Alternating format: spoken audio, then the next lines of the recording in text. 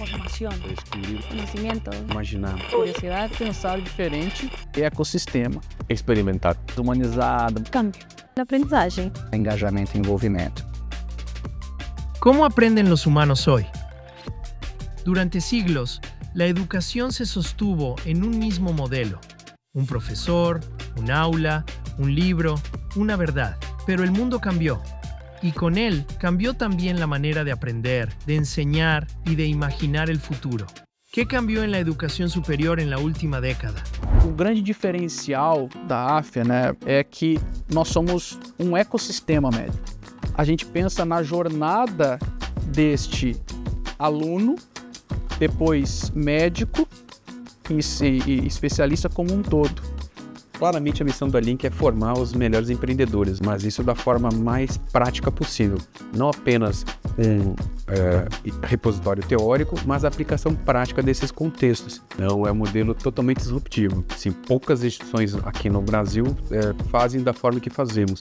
Uma universidade é o laboratório perfeito para ensayar respuestas, para hacer experimentos, para promover el pensamiento crítico, y es un sitio seguro para trabajar, para hacer equipos, para hacerse preguntas y finalmente para hacer propuestas.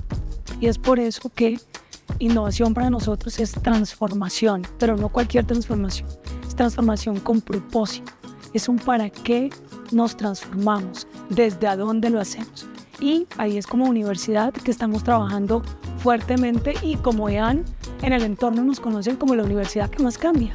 Experimentar, es decir, colectivamente ponernos retos, ponernos tareas y usar todos los medios tecnológicos que tenemos para detectar sus limitaciones, sus problemas incluso éticos, para detectar sus alcances y decir, esta herramienta por este lado es que me sirve. A gente não pode deixar de citar a variável tecnologia, né? Então, assim, o que a gente percebe é que nas teorias da educação e nas metodologias didáticas, etc., a gente percebe o quanto que a tecnologia, ao ser bem inserida nessas situações de aprendizagem, ela muda, inclusive, o papel do professor. Obviamente, la memoria y la repetición como fundamento del conocimiento ya están casi que perdiendo totalmente su vigencia e importancia. Liderazgos innovadores que impulsen un cambio de paradigma. Hoy, aprender ya no es solo memorizar, es conectar, es crear sentido en medio de un universo de información. La educación dejó de ser un sistema, ahora es un ecosistema. Una mirada desde adentro a quienes están transformando la educación en América Latina. Historias reales, cambios reales. Esto es Behind the Learning by Canvas Community. Invitamos a quienes tienen la visión de la educación.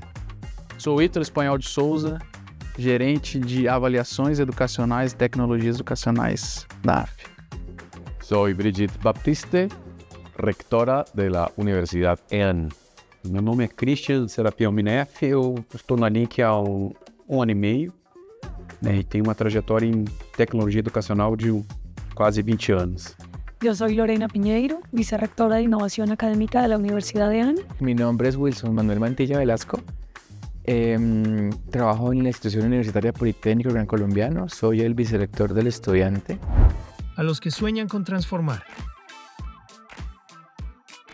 Meu nome é Rafaela Baroni Fico e eu estou na Link já meu segundo semestre, eu já estou na Link há um ano. Oi, eu sou Hugo Teruel Mendes, entrei na faculdade Link um ano atrás. E a quienes guiam com pasión. Meu nome é Wander Endo, eu sou formado em comunicação, eu sou professor do ensino superior há mais de 20 anos e estou aqui na Link, faço parte do time da Link há um semestre. Meu nome é Ciro Moraes, eu sou head da área de Hub Multimídia, é uma área que produz todo o conteúdo multimídia para a educação digital hoje dentro da AFIA. Meu nome é Thiago Leite de Abreu Silva, eu dou aula na Link desde 2023. Eu sou Irani Patriota, eu sou designer instruccional. Los nuevos arquitectos del aprendizaje no construyen aulas, sino experiencias. Diseñadores, productores, ingenieros, profesionales del marketing, pedagogos, profesores, todos convergen en una misma tarea, convertir la enseñanza en descubrimiento. De la transmisión de contenido al descubrimiento, nuevos modelos de aprendizaje. Atuo já com essa função tem mais de 10 anos e normalmente as pessoas não sabem muito bem o que é essa função. Eu entrei na educação faz 10 anos. Eu sou da área de mídia, eu sempre trabalhei com televisão, broadcast. Eu engenheiro mecânico de formação e desde muito cedo eu vi que mecânica não era o suficiente, eu precisava ir para outra coisa, eu fui para o mundo da tecnologia. Passei para branding, tive uma empresa de transmídia e storytelling, onde eu comecei a me interessar por essa coisa de como eu uso o potencial da história para gerar engajamento e envolvimento. La nueva era de creación de contenido. Em resumo, bem resumo, a gente auxilia no processo de ensino-aprendizagem, construção de cursos, ajuda em usar ferramentas digitais, tecnológicas e ajudar no processo didático também. Eu trabalhei com emissoras de televisão aqui no Brasil, fora do Brasil e durante todo esse processo eu fui aprendendo uma coisa que faz muito em broadcast, que é produzir conteúdo em escala. Então eu trouxe a minha expertise para a área de educação, de como produzir muito conteúdo em escala. Peguei toda a experiência que eu estava tendo no mundo do entretenimento e desenvolvi um método para trabalhar no mundo corporativo com cultura de fã. E a gente entra com esse suporte pedagógico, né, de sugerir uma dinâmica, sugerir uma metodologia ativa. Então, a gente sugerir para eles que personalize o aprendizado. Hoje, eu acho que o grande desafio nosso na vida é ganhar atenção, principalmente dos alunos.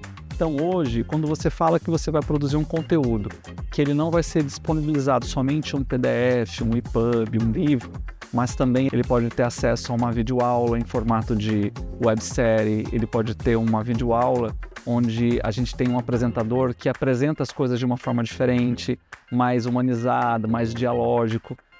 É mais importante, né? Eu só queria algum sinal, sabe? Uma luz. Como assim morreu, Sérgio? Um RN com sepsinal natural. Essa diversificação de recursos de multimídia também é importante, porque o aluno não quer só ler um texto, né? Ele quer ouvir um áudio indo para casa, no carro, um podcast.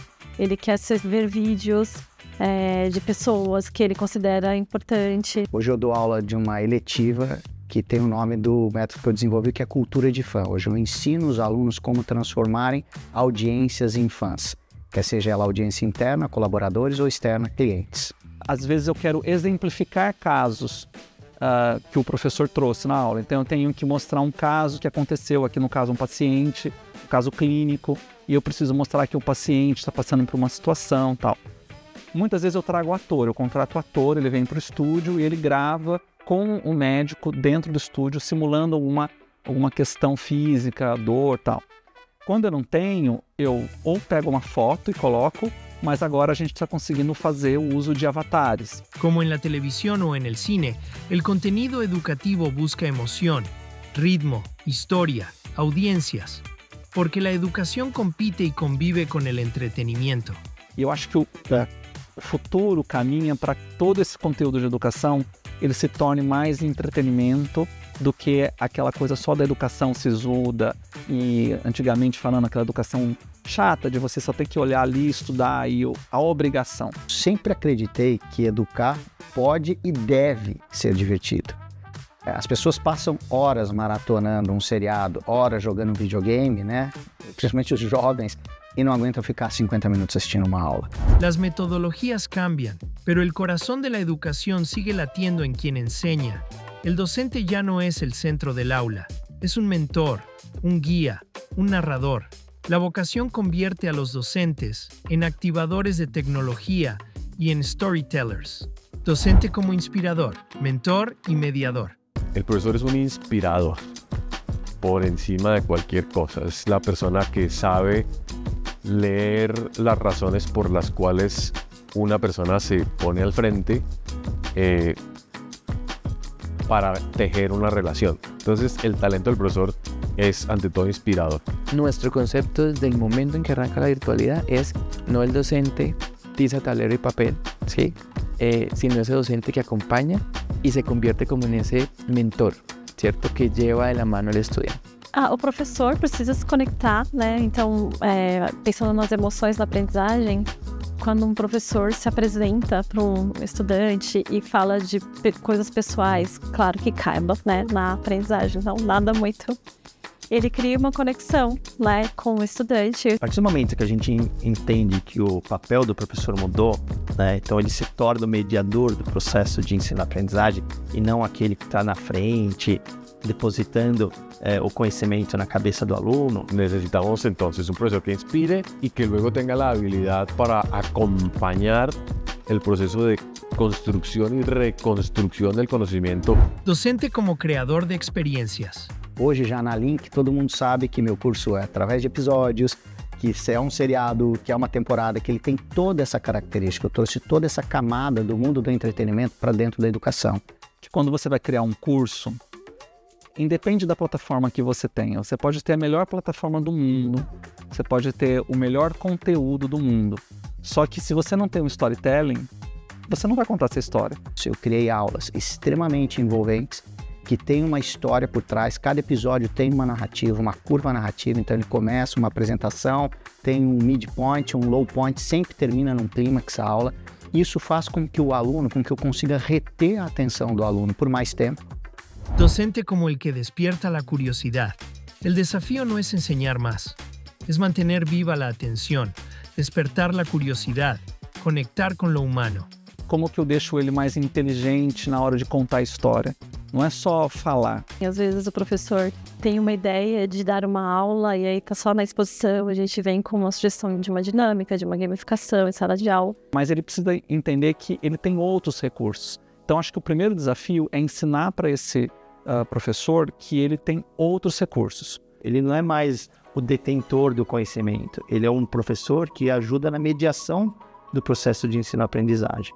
E as tecnologias, elas vêm sendo inseridas nesse percurso, nesse processo de aprendizagem, reforçando esses papéis. Hoy, cada clase es una historia, con inicio, conflicto, emoción y clímax, porque aprender es una experiencia narrativa y las nuevas generaciones no buscan discursos, sino conversaciones. Cada día surgen nuevas metodologías de enseñanza y herramientas que fortalecen el vínculo entre conocimiento, aprendizaje y tecnología. ¿Cómo pueden las herramientas tecnológicas, incluida la inteligencia artificial, usadas con criterio y propósito, abrir espacio para lo esencial, la inspiración, la ética y las relaciones humanas? Tecnología, más humanismo, más inteligencia artificial. La tecnologia es un medio, no es el fin, como muchos nos han hecho creer.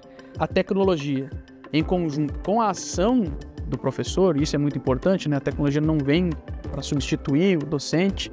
O docente ele vai acabar sempre sendo o protagonista desse processo de ensino-aprendizagem junto ao aluno. Cuando la tecnología se pone al servicio del humanismo, el aprendizaje deja de ser un momento y se convierte en una experiencia continua.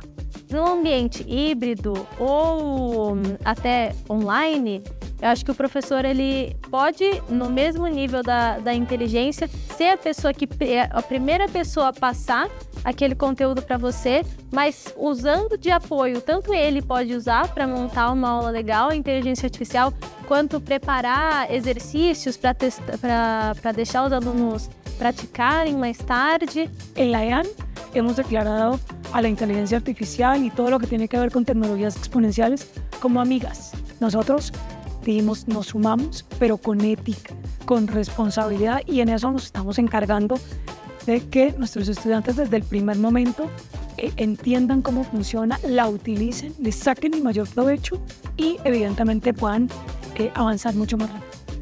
Então acho que assim seria o papel do professor, seria educar as pessoas a como usar essa ferramenta nova. Eu acho que o papel do professor, se não presencialmente como o principal, sempre co-criando e colaborando com a inteligência artificial. El docente, que al final termina siendo ese líder, ese coach, ese mentor que acompaña al estudiante, ¿a partir de qué? De plataformas de aprendizaje y de tecnología. Se eu depender única e exclusivamente da sala de aula, eu estou limitando a minha transmissão de conhecimento em 2 horas semanais. Se eu expando, como eu expando uma experiência narrativa para outras plataformas, eu amplio isso podendo estar 24 horas por dia. Eu uso como um tutor, um mentor particular.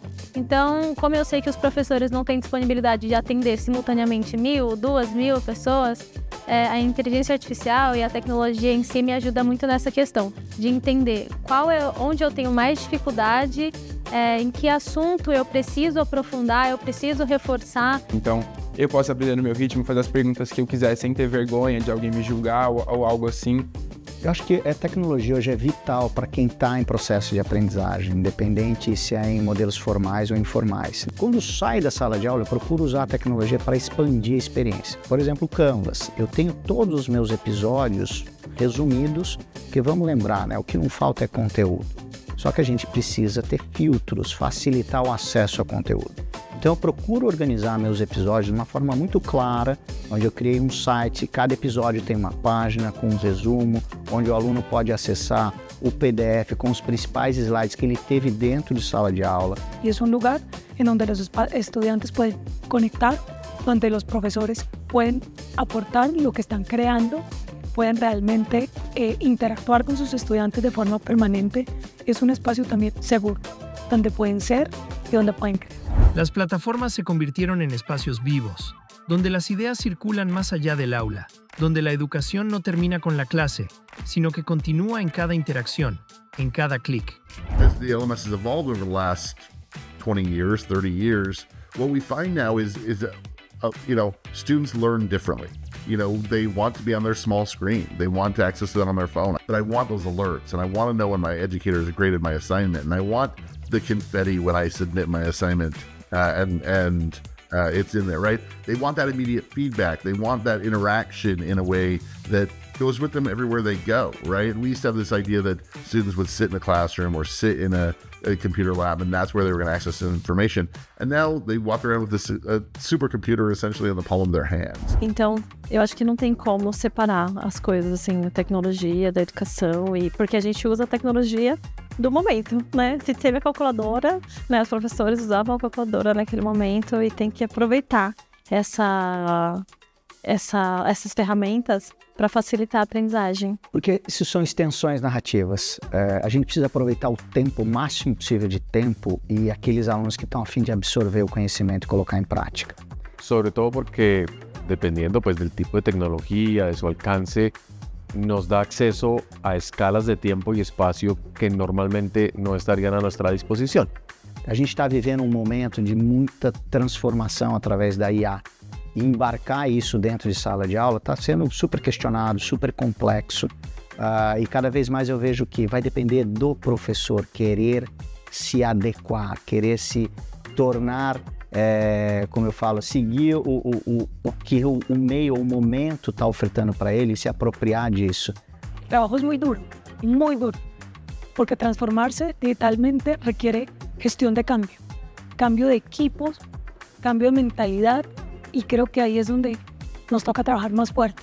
Entonces, a través de la tecnología podemos ampliar nuestro rango de sensibilidades, podemos hablar con personas a gran distancia, tanto, insisto, en el tiempo como en el espacio, y podemos un poco también salirnos de lo parroquial en que vivimos, que a veces es muy cómodo y es muy tranquilizador, muy confortable, pero insuficiente para resolver los problemas globales, indudablemente. El cambio de paradigmas es claro. El propósito de la universidad ha cambiado. También han cambiado la forma de crear y entregar contenidos, las herramientas y el rol del profesor, de expositor a mentor y diseñador de experiencias. Y, por encima de todo, el profesor continúa siendo el inspirador. La tecnología viene a sumar, no reemplaza al docente, lo expande. Y si todo esto cambió, queda una pregunta abierta. ¿Quién es el nuevo aprendiz? De eso hablaremos en el próximo episodio de Behind the Learning.